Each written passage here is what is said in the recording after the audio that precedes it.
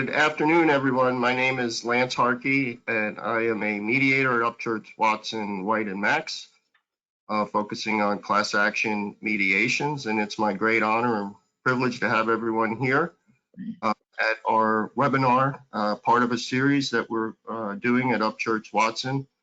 This one is called 7 Common Mistakes in Class Action Mediations and How to Avoid Them. It's co-sponsored by the University of Florida 11 College of Law Institute for Dispute Resolution, and we thank them for their support. I want to go ahead and introduce our participants and panelists, and we have a superstar stellar group, and I'll just do it in alphabetical order. Frank Citera is a litigation partner at GreenbergTraurig. He is nationally recognized trial lawyer, mostly focusing on the defense of product liability, toxic torts, class actions, other complex litigation matters in federal and state courts. He has over 35 years of experience. He's co-chair of GreenbergTraurig's product liability and mass tort litigation practice, and he co-chairs the Chicago litigation practice.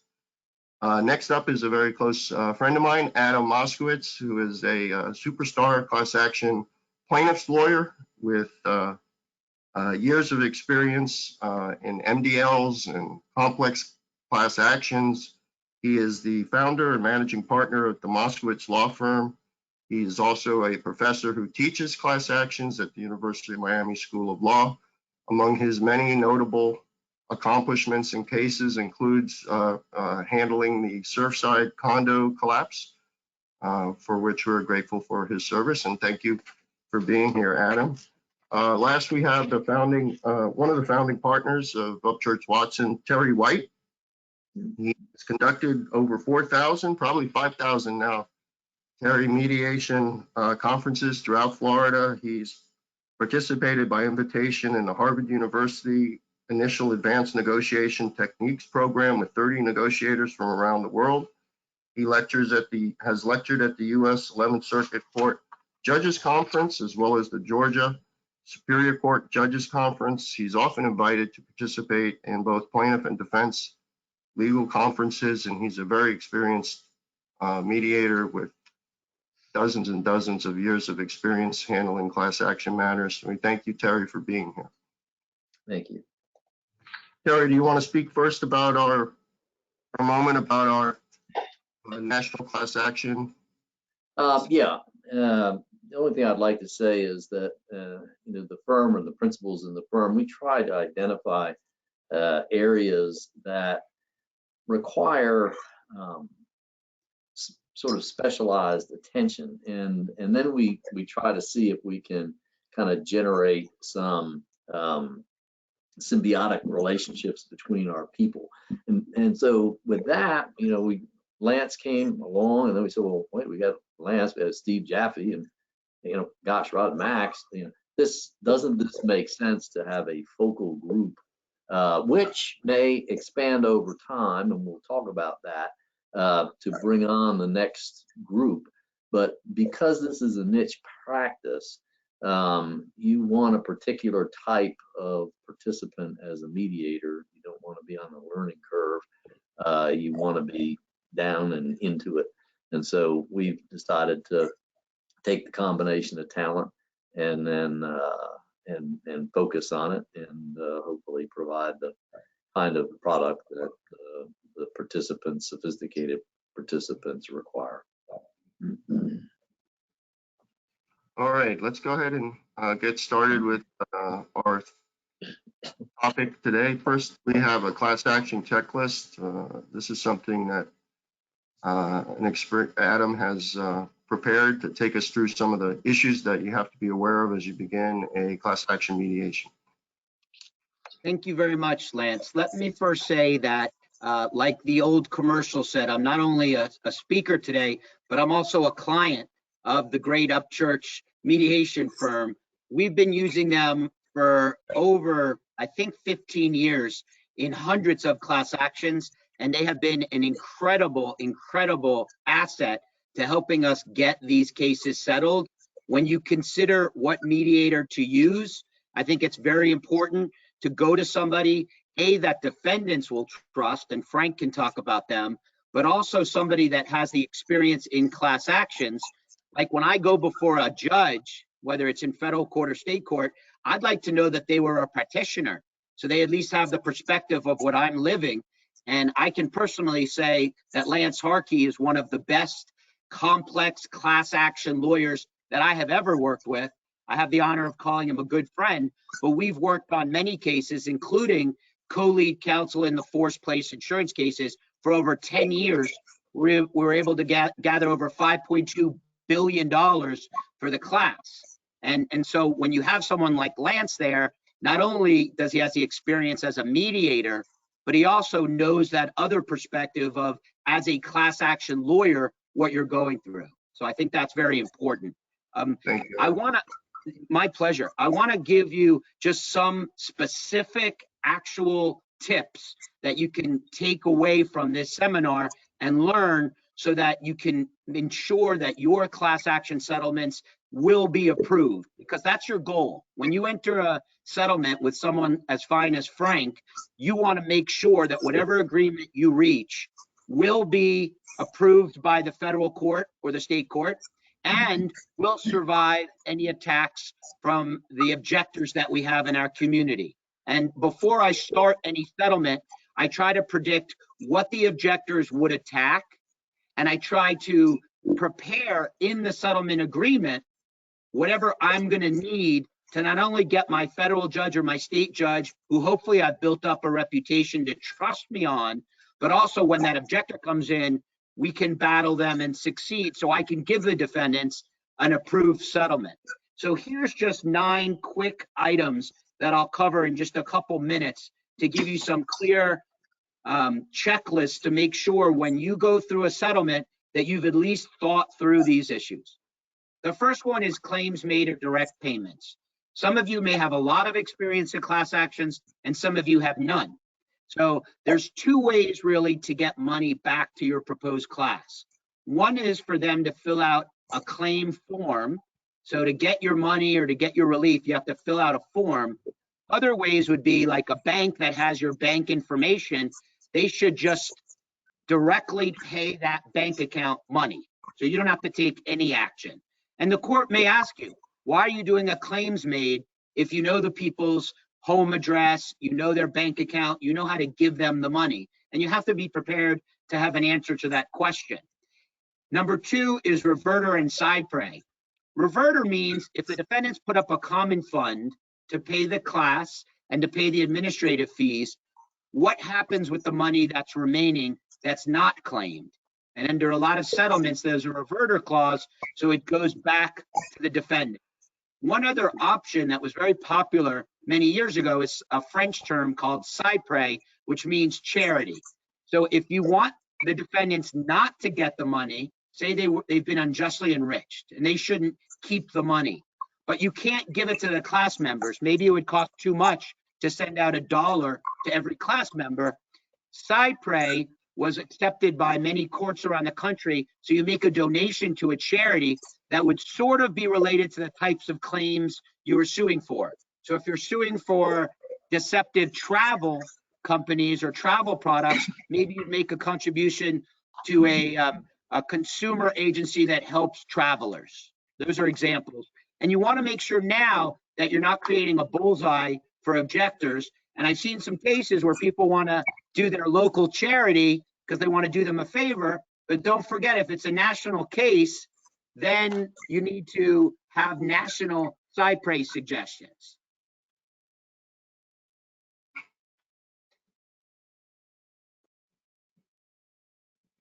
For some reason, I lost the screen. Yeah, it's coming back in a second. I apologize, Adam. This is sure. So some other ideas. Here we go. Great. So the next one we have is the claim form and the claim process. And this is very important.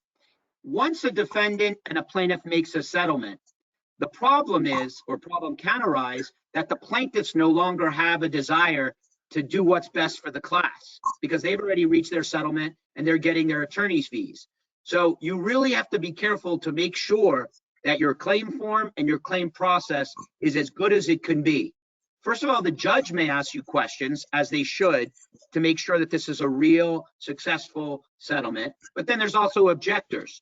So I'll give you some examples. On claim forms, you clearly need to discuss things like, what's the type font going to be? I mean, some of you have received notices in the mail where you can't even read it because it's 10-point font, and that's just ridiculous. So there's certain things you can do on a claim form to make it more easily accessible and readable to plaintiffs. There's something called plain speak.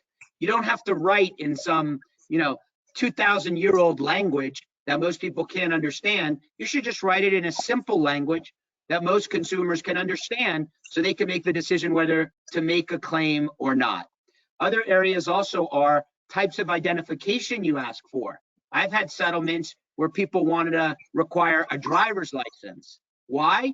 Because they thought maybe a lot of people that had immigration issues would not have a driver's license and therefore wouldn't fill out the claim form. So you have to be very careful on each of the little nuances. So why wouldn't you just allow a Costco card or some other forms of identification? Number 4 on notice plan, this has really changed through the years. About 15 years ago, it used to be typical to get your notice in the Parade magazine. That's the insert in your newspapers on the weekend. Well, that's prehistoric.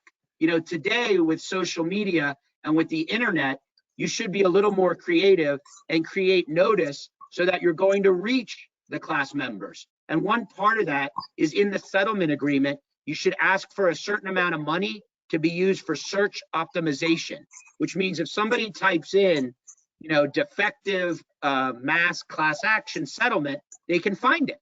You don't want to hide it. Some people name their class actions deceptive names, mask something settlement.com.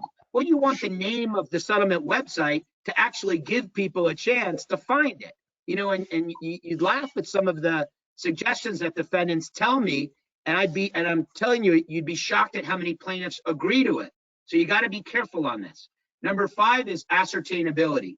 Thank God this year was a great ruling that we got in one of our class action cases called Cherry versus Dometic, because the 11th Circuit in an unreported decision called Carhu was saying that ascertainability is one of the requirements of Rule 23, and defendants jumped on that and said, if you can't really show us right now who all of the class members would be, then you can't certify the class. And that's sort of what Carhu said, which is a ridiculous standard because you don't find the word ascertainability in Rule 23 at all.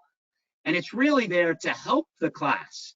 So a defendant would just say, oh, we don't have the records, so we can't find the people. Fortunately, we had a case pending where the defendant had to do 2 national recalls of these refrigerators, and they had to certify to the government that they reached all their consumers. They were able to do that just fine. But when it came down for class certification, they said, how the heck are we going to find all these people? They're not ascertainability, so don't certify it. So the 11th Circuit came down with a wonderful decision overruling Carhu, and now many courts around the country are following that. Number 6, I would always suggest try to get injunctive relief. Most judges want to ask you, how are you going to prevent this in the future? It's nice that you're making attorney's fees and you're giving people back some relief, but how do we know this isn't going to happen again? So it can't hurt if you work cooperatively with the defendant, because now you're working as a team in a settlement. What is something the defendants can live with so that we can all try to avoid this in the future? Why is that also a benefit for the plaintiff? Because you could actually put a monetary value on the injunctive relief. And if you're getting your attorney's fees based on the value you provide to the class, it's not only the money value, but it's also the injunctive value.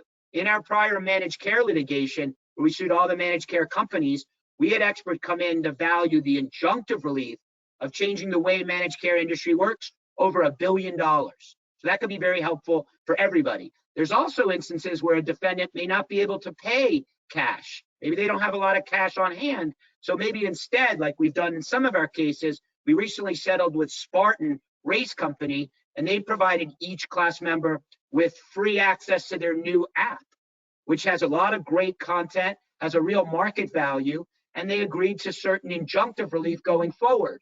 that's what the company could offer. So we really try to come up with a resolution that's fair to everybody with the assistance of people like Lance as the mediator. 7 possible objectors.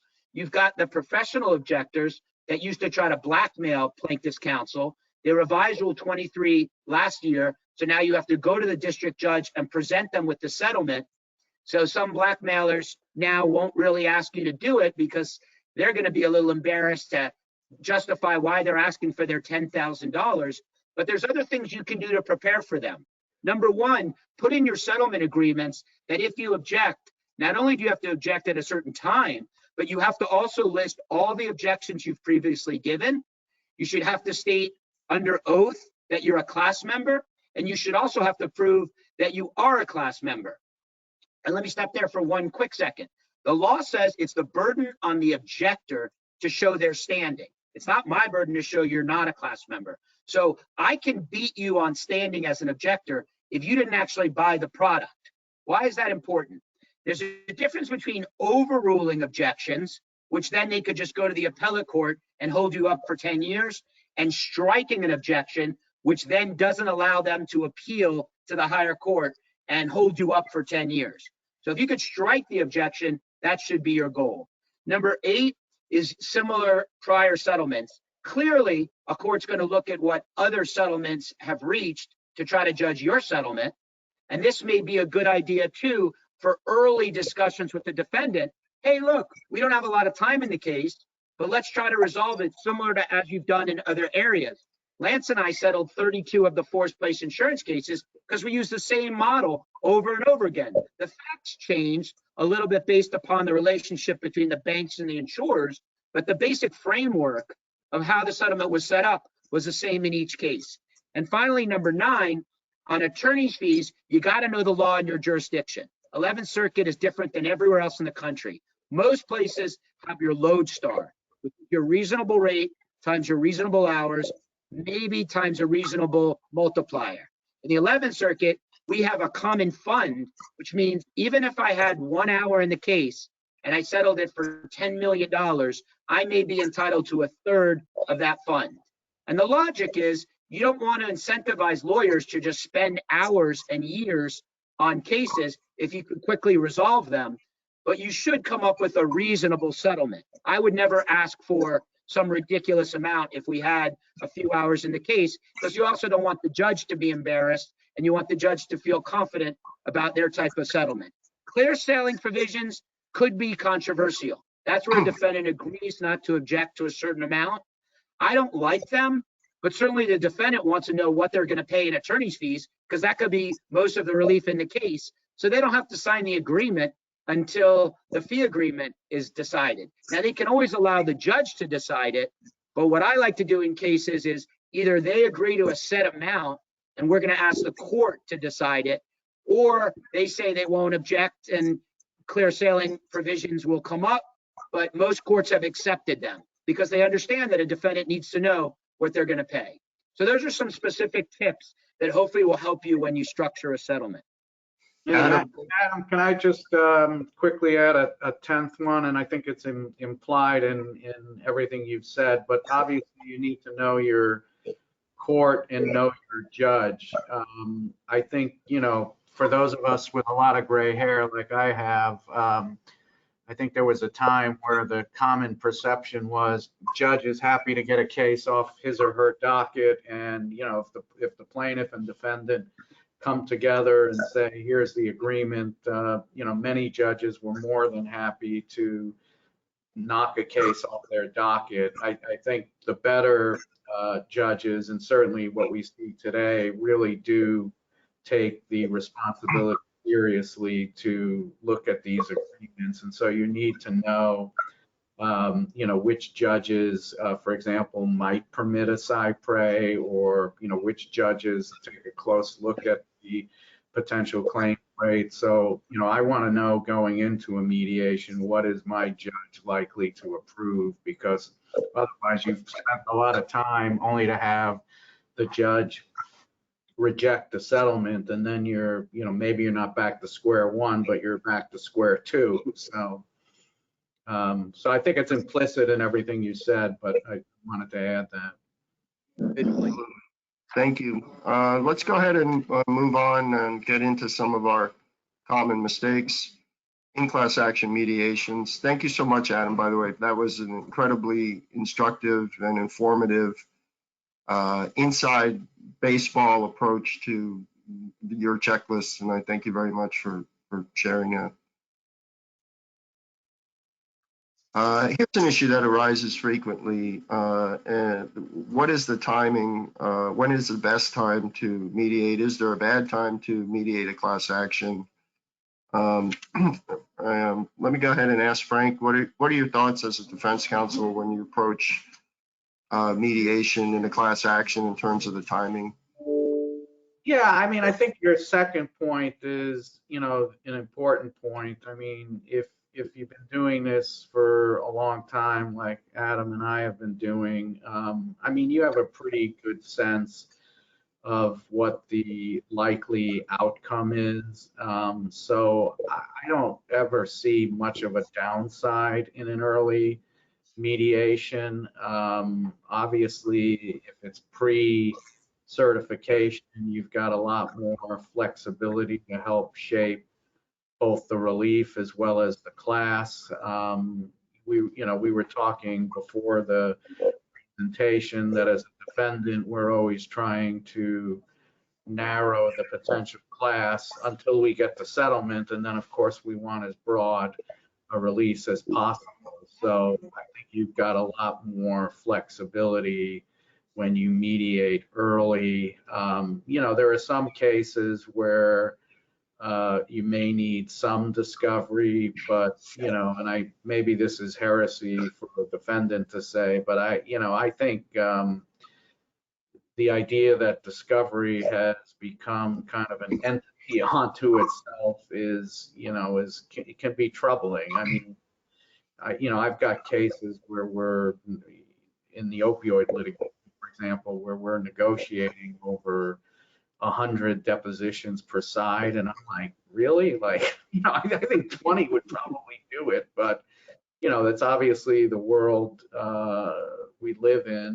I'm not sure it's the world Adam and I created, but it's the world we live in. But I think you can certainly, in most cases, and there's never one size fits all when we talk about class actions, but I certainly think in most cases an early mediation can be helpful. Obviously the less attorney's fees that have been expended, the little easier it is both from a plaintiff and defendant perspective to try to get something done. And so, yeah, I mean, rarely have I seen a downside to an early mediation. I'm trying to think what that would be. I mean, maybe, positions harden, but, that's not something I'm too concerned about. So I don't see any downside to an early mediation.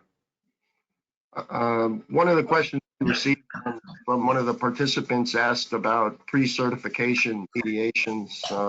Adam, I know you and I have settled cases in the past where motions for certification are pending. So I personally don't see any downside to proceeding with a mediation at that stage. What are your thoughts on that?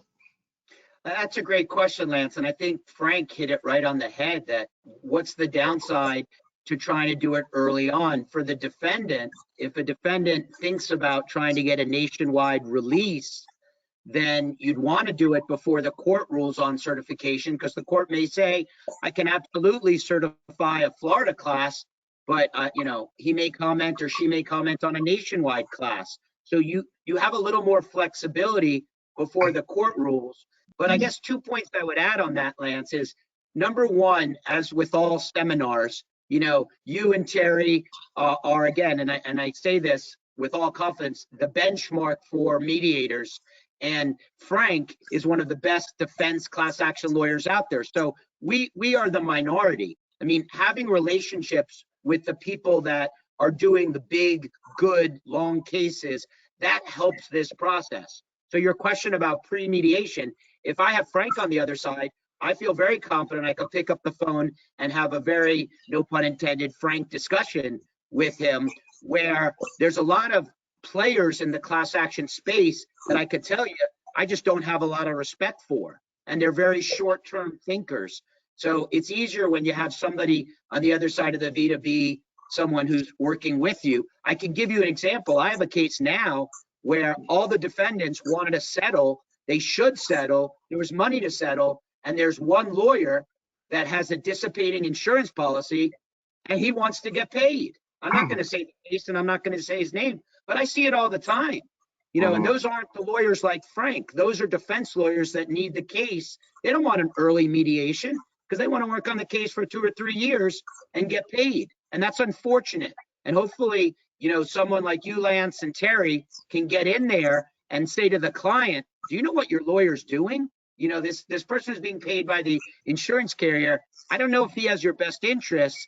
And that's why it's nice if you require that the client sometimes attend these mediations and let them know. Excellent.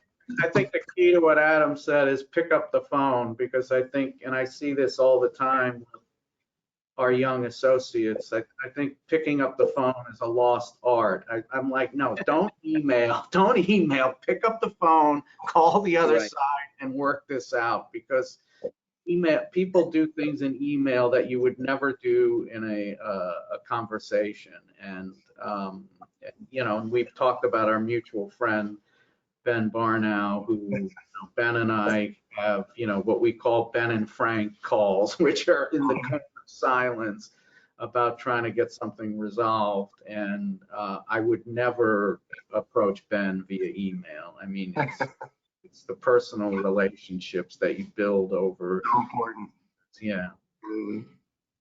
All right, let's go ahead and move on to the next. You know, this one deals with whether or not mediation statements and how important they are in a mediation process. Terry, you know, as an experienced mediator with decades and decades of experience, how do you approach mediation statements from the mediation standpoint? From my perspective, the mediation statement is the opportunity to clearly think about and delineate your case. Get rid of all of the wasted, long discussions about. No, focus on it, put it out clean, and in class items, the specific areas that you know are going to be in play. Now, what do you do when you have, and it occurs, we're asked, I want to dispense with an opening. I don't want to have any exchange. There's no reason. I know their case, they know my case. Well, okay. In that instance, I really want a specific mediation statement. If you don't want to have the face-to-face for whatever reason, this is your opportunity to talk to the other client, in effect. I don't know why you wouldn't want to take advantage of that, not in a hostile way, but just in an engaging way. But if you don't want to do that, for God's sake, don't rely on me to get your message there with the emphasis that you want, not the emphasis I want, but the emphasis you want. And so to the mediation statements, are they a waste of time?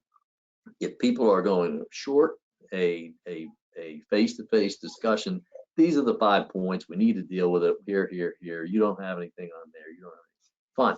But if you don't want to do it, if you don't want to do it face-to-face, then do it on paper and do it specifically so that the conversation is engaged. That's the main thing.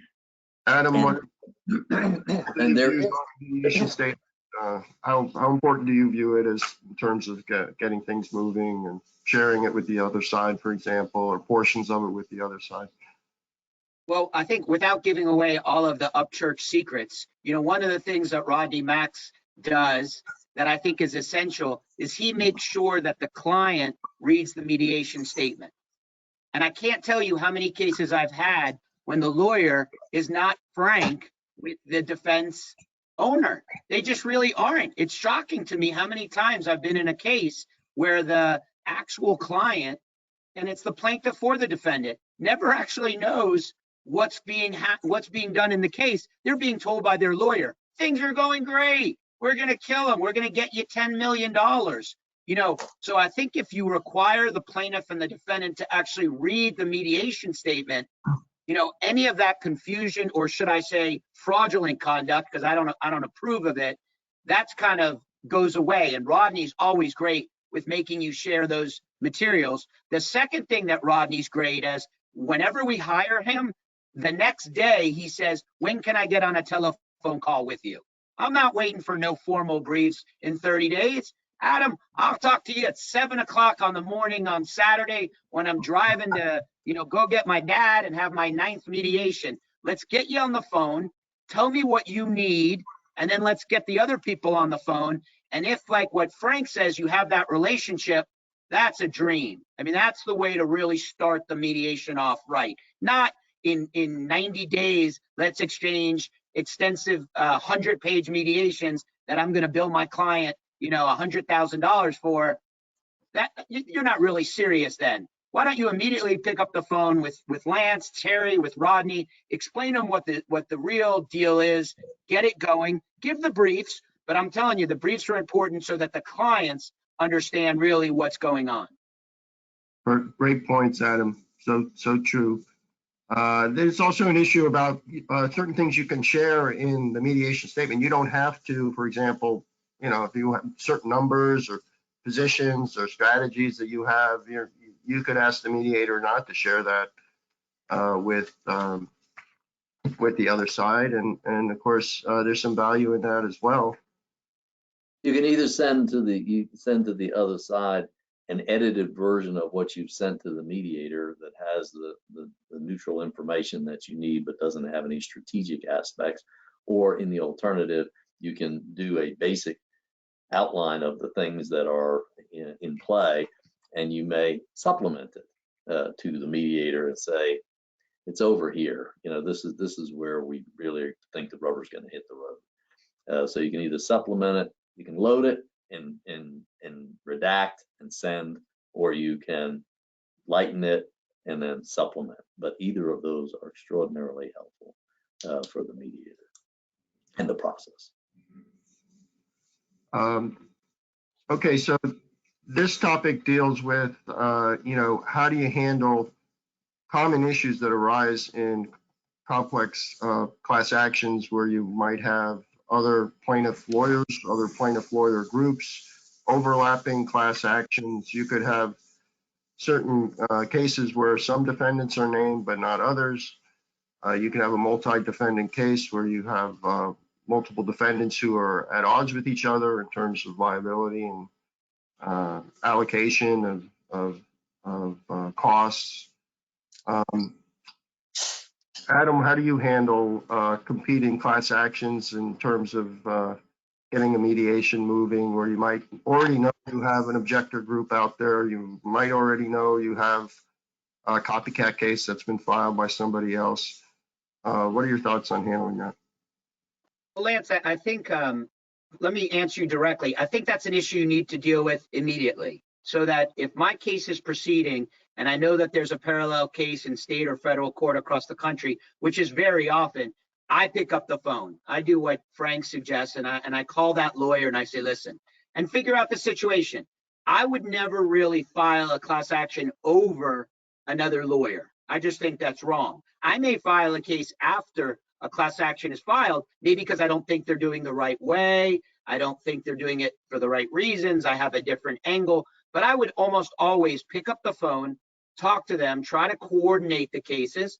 I think it's more productive as an attack on the defendants if we're both coordinated and the defendant isn't using us against each other. There's all these allegations about sometimes a defendant picks one plaintiff to settle the case and they sell out.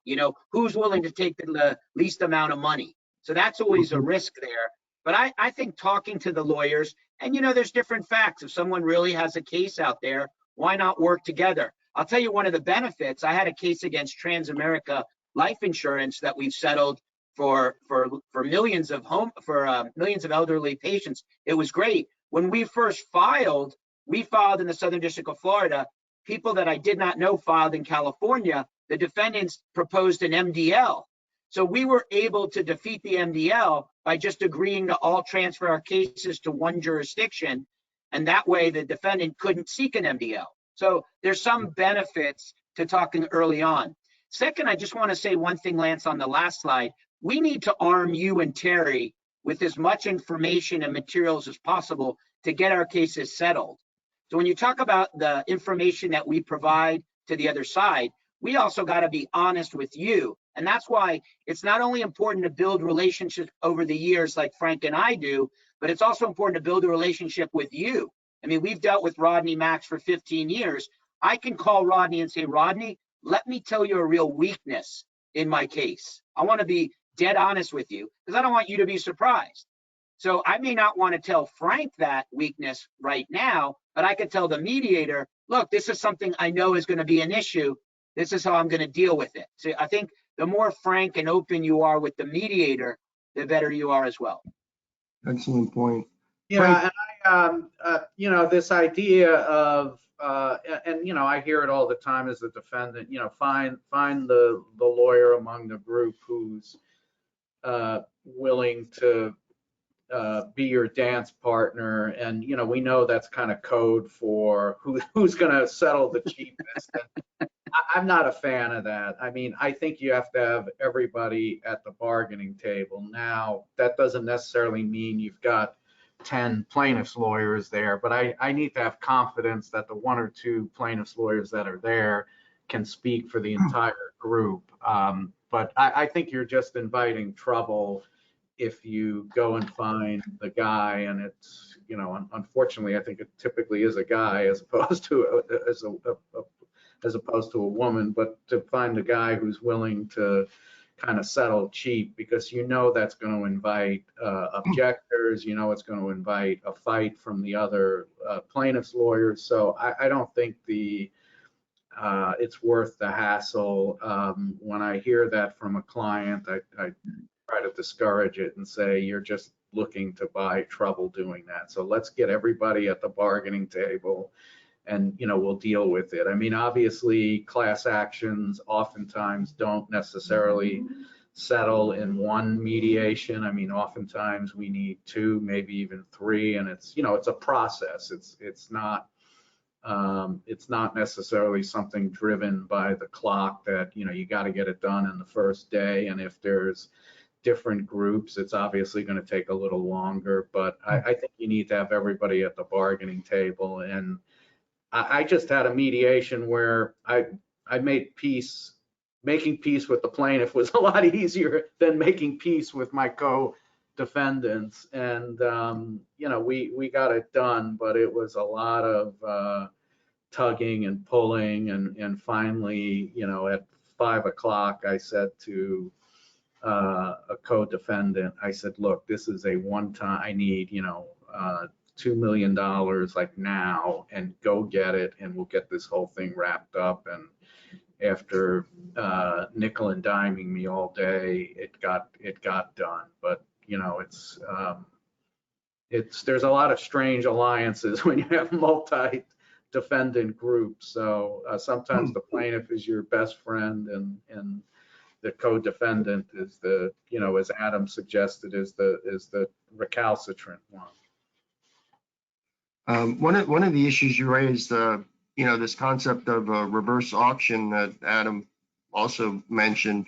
You know, as a defendant representing the defendant, Frank, you have a unique power and leverage to get the plaintiff's lawyers together if you insist that they're, you know, only going to negotiate with all of them or none of them.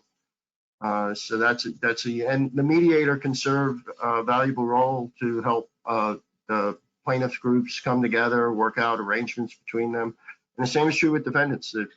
I've had mediations where I've done sessions just with multiple defendants to determine allocation and cost sharing and things of that sort. Yeah, I don't know that. I mean, it looked a few years ago like the reverse auction was going to kind of take off. I'm not sure it ever really did. I mean, I think there are a couple of judges who are fans of it, but I don't see it very often. In fact, I think I can count on a couple of fingers the number of times I've seen it. So I think the market should work itself out, and not have the judge necessarily kind of picking who's gonna lead the pack for the plaintiff. So, I mean, it usually works itself out. I mean, disparate groups have a way of coming together. At least that's been my experience.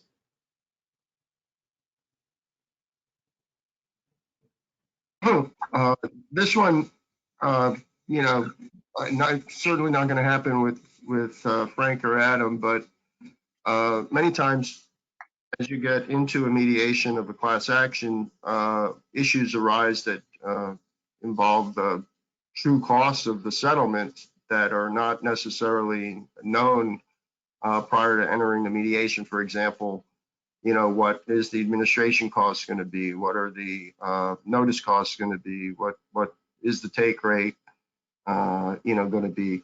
And Adam, you know, with your many decades of experience, can you share some of the things that you do to anticipate these issues, you know, before you get to the mediation, so that all the parties know exactly what this case could cost?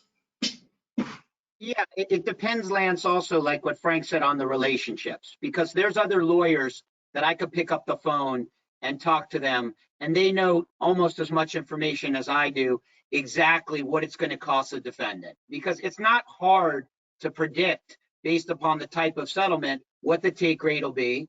It's not really that hard to predict how much they're going to have to pay out to the class members.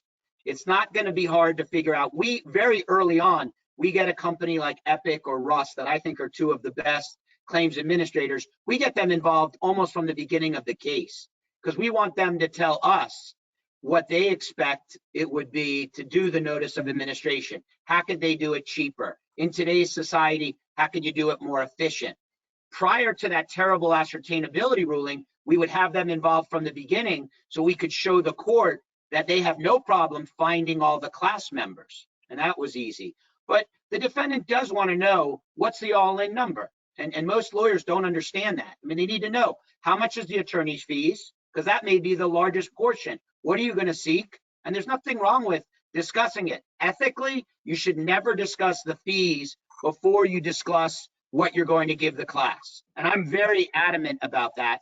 But again, let's be real. They're not going to, you don't have to sign on the settlement agreement until you know your total cost. So we'll get to the fees as well at some point there. So that's sort of how I'd handle those issues.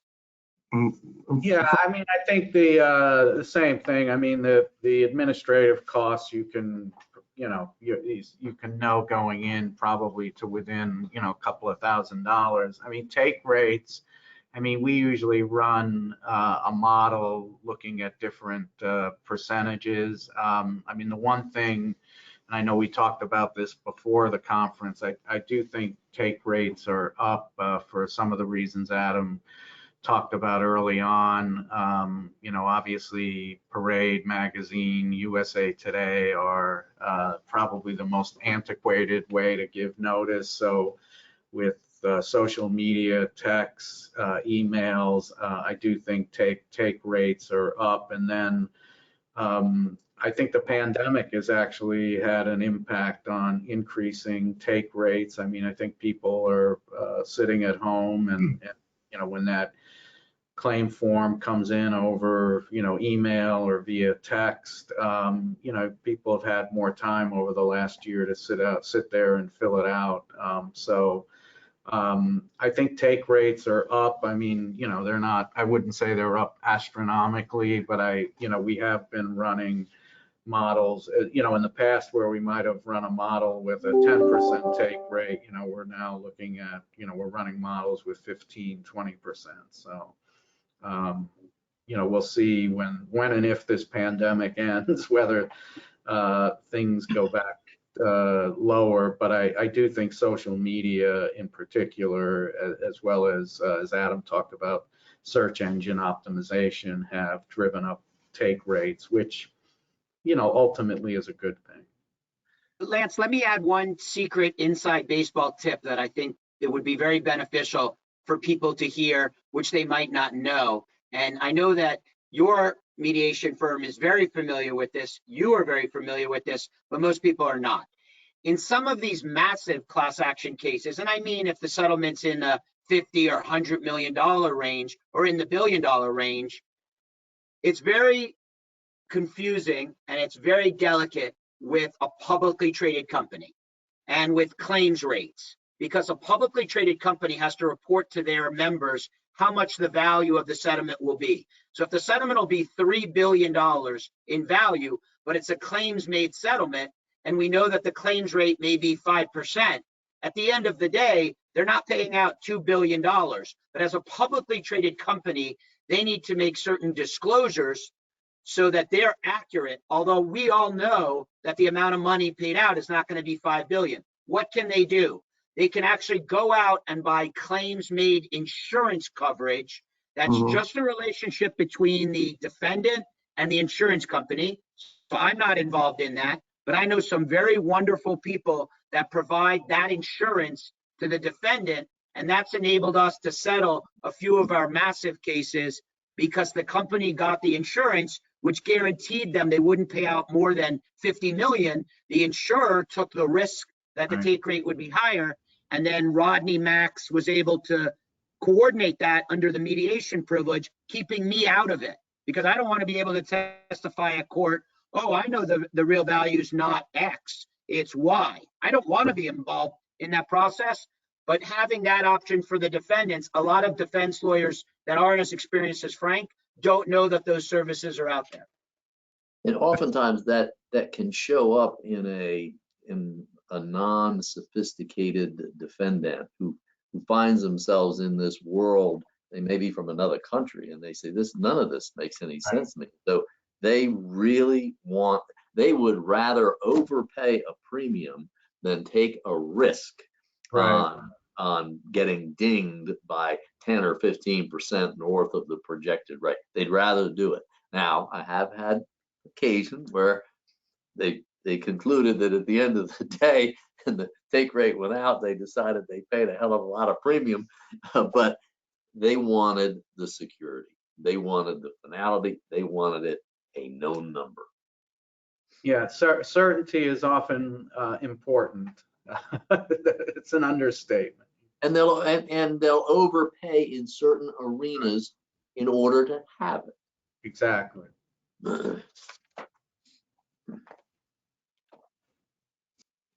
All right, so this topic deals with issues that can arise after an agreement in principle has been reached. Dealing with the drafting of the settlement documents, the agreement, memorandum of understanding. Frank, what's your approach to? Do you come into a mediation with a settlement document in hand, or how do you go about? Yeah, we've done that. I mean, I think this goes back to, and maybe it's a consistent theme. If you know the person on the other side, this is less likely to be an issue. I mean, things will get worked out. I mean, there are certain mediators that do require kind of competing term sheets. I've had cases where, frankly, it took longer to get the term sheet sorted out than it was to finalize the settlement agreement. I think the one, and I know we're back to this poll here for CLE credit, which I encourage everyone to fill out. But I do think the one call can certainly be the injunctive relief. I mean, it may be something that's talked about, and in my experience, it's often one of the last things that's talked about, and there could be misunderstandings about the scope of the injunctive relief, the timing of the injunctive relief. Oftentimes it's not something that's going to happen tomorrow. If you're talking about a label change, for example, it's going to take the business some time to get that done. So I think that's the one area. I mean, there's rarely a dispute as to what the money is.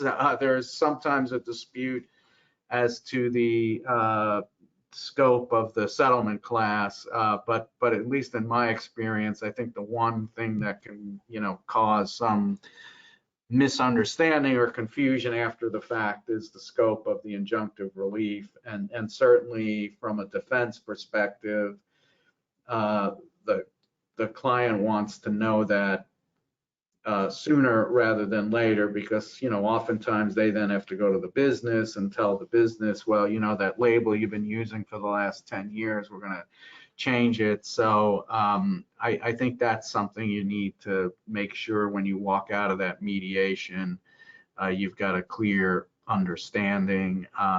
More often than not, I'm comfortable that, you know, we've sorted this out. One page kind of summarizes it. But if it's someone I haven't worked with, I might be a little bit more inclined to get something more than a one-pager at the conclusion of the mediation. And oftentimes the mediator will actually be, in my experience at least, be the scrivener and kind of write this out and say, sign here. I don't think I've ever had one where it completely fell apart. I mean, I think at that point you've had so much momentum to get it settled. Whatever disagreements may exist tend to get worked out.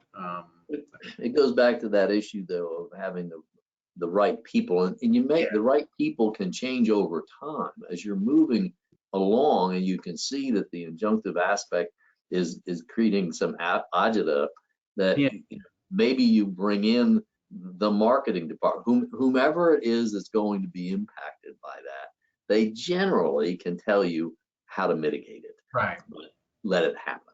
So that's, you just sometimes have to go out and bring in somebody who's part of the organization, but in a different department, so that comfort level is there. Kathy, can you get our PowerPoint back up? Give me just a second here.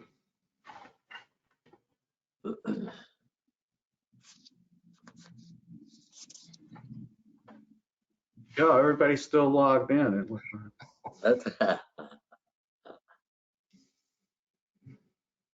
Well, I can physically get this addressed. don't know where the PowerPoint went, but our next topic is engaging the. There's our poll. I think it was whether to engage the mediator to resolve post-mediation issues, and I guess my view is, of course you would. I wouldn't run to the judge to try and sort out something that you've spent, you know, time with the mediator with. I think the mediator's in the best position to continue to mediate any disputes that may arise post-mediation, and I frankly think it would be a mistake to go to the judge to try and resolve it, because, you know, the judge is not going to have the same background or investment in the process that the mediator had. Adam, what are some of the issues you've encountered after a mediation that you've had to use the mediator to continue to help resolve the issues? I know there can be situations such as, you know, expanding the class and therefore, you know, filing an amended complaint or adding an additional party.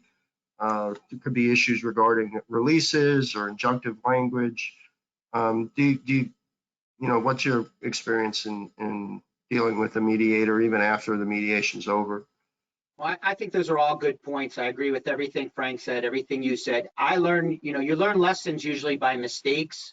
And I learned very early on, I do not leave a mediation without a signed term sheet. And the last thing at 12 at night or at 1 in the morning after a 10-hour, you know, dreadful fighting mediation is you want to go home. But unfortunately, you know, if you don't have that signed agreement, you know, not that it's going to be 100% binding, like what Frank said, you're going to have some differences. Mostly if you have a good relationship, everything's fine. If a good relationship with the defense lawyer, everything's fine. But you got to leave that room with a signed agreement, because if you don't, things can fall apart, and you need to have that agreement to keep the momentum going. So that's number one. Number two, I have the mediator there until the money is transferred into my account. I want the mediator on board. I mean, there's issues like what you said. anything could come up. Other plaintiffs can call and threaten us. There could be issues with how the claims rate is going.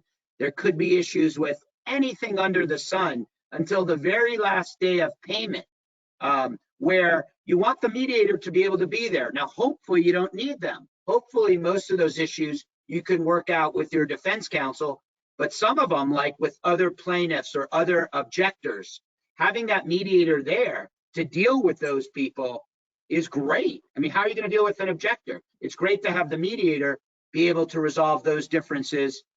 You know, who else can help you? And who knows more about the case than the mediator who just helped you get the case resolved? And, you know, a lot of judges have great respect for mediators. When you see Upchurch's name on an affidavit, I don't care whoever from your mediation services, I've heard judges say, you know, right off the bat, it's an arm's length transaction, which is amazing. I mean, that really is something that most lawyers downplay, but a federal judge is going to feel a lot more secure knowing you've been in every step of the way, not only the settlement agreement, but throughout the process. Thank you, Adam. Yeah. In a few minutes we have remaining, let's just take this last topic. And Kathy, can you get to the next screen?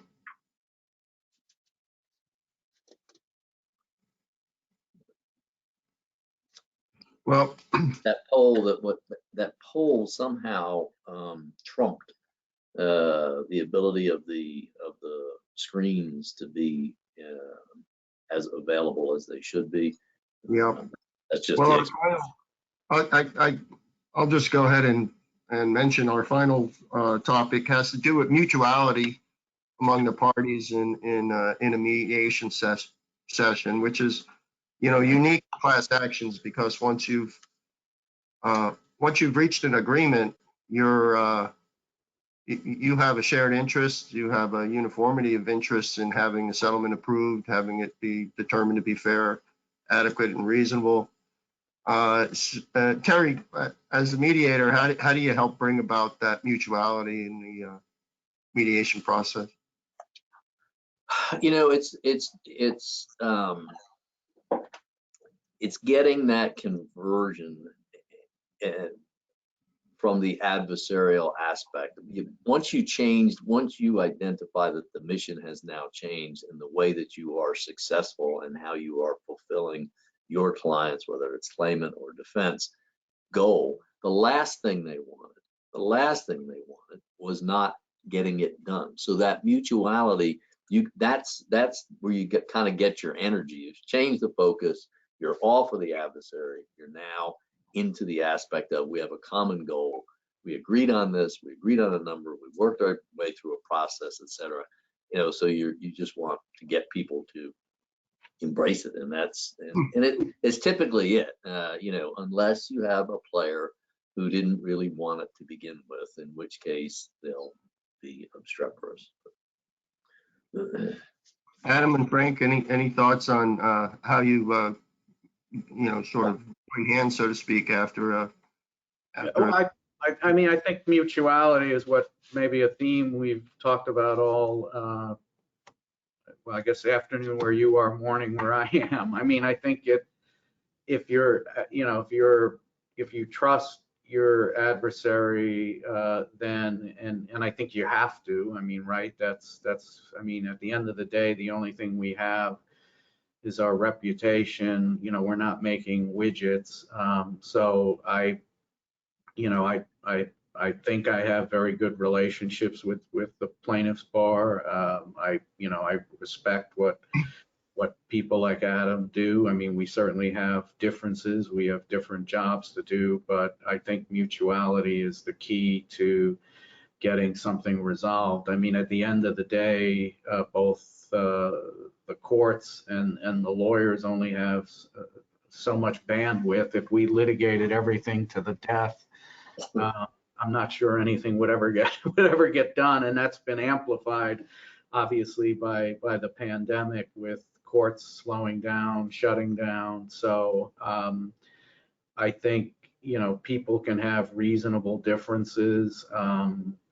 I never personalize those differences. And at the end of the day, I think there is a mutuality of interest in trying to get something resolved rather than litigating to the end. I mean, some cases, you know, have to be tried. I mean, particularly if there's bellwethers and you need to get a sense of how juries are looking at plaintiff's case, defense case, and you know, that sometimes has to be done. But at the end of the day, I think we all have a mutuality of to the profession, to the courts, to see what we can resolve. Lance, I would add on that. It's funny, this came up on Friday. I'm really glad you're ending this program on this slide, because this is an issue that came up for me on Friday. We're asked to get involved in a lot of class actions from people that don't do class actions, but they're amazingly good at their industry. So there's certain lawyers that call us quite often that want us to turn their cases into class actions. So one example, I don't want to give away too much, but they're very good at this one niche, and they fight the defendant every day in these typical cases. What they don't realize is once you reach a class action settlement, now Frank and I are working together to try to make the settlement work. This person never understood that and kept writing emails through the settlement process to the defendant. You know, I'm going to kill you because you're not paying the money fairly. I'm going to kill you because you're not doing this, you're not doing that. And I said, what are you doing? I mean, this is our partner now. We've crossed over into the settlement realm. Let's try to resolve this together, because all he knows is his daily life, which is, I hate her, she hates me. We're going to continue that for 30 years. I'm not in your little squabble. It's like my children. You guys can keep fighting for 30 years. You now have to put on the hat of you're my co-counsel in a class action. So, buddy, grow up, and you have to respect Frank as my settlement partner. Fight him every other day when I'm not on the phone. But in this class action, we got to work together to get the settlement done. And that's something that people don't understand is different from class actions than a typical personal injury mediation. Excellent point, Adam. Thank you so much. Sure. All right, listen, we've reached our 1 o'clock witching hour. I want to thank everybody. I especially want to thank Frank and Adam for taking the time from their very busy, very successful practices to join us this afternoon and to share so many great insights. And we're very, very grateful at Upchurch and Watson that you agreed to do this for us. So thank you. And thank you to all the participants who joined us. This webinar is part of a series. We have another one coming up in December called Crafting the Effective Mediation Summary with Howard Marcy and Tom Kane on December 15th. And we'll have one in early 2022. Look for your emails, and we will see everybody again soon. Thank you all for joining, and the bar number and bar course is listed here. It's 210-6170N. So please write that down for your Florida Bar CLE credits. Thank you all for joining us. Have a great afternoon. Thank you.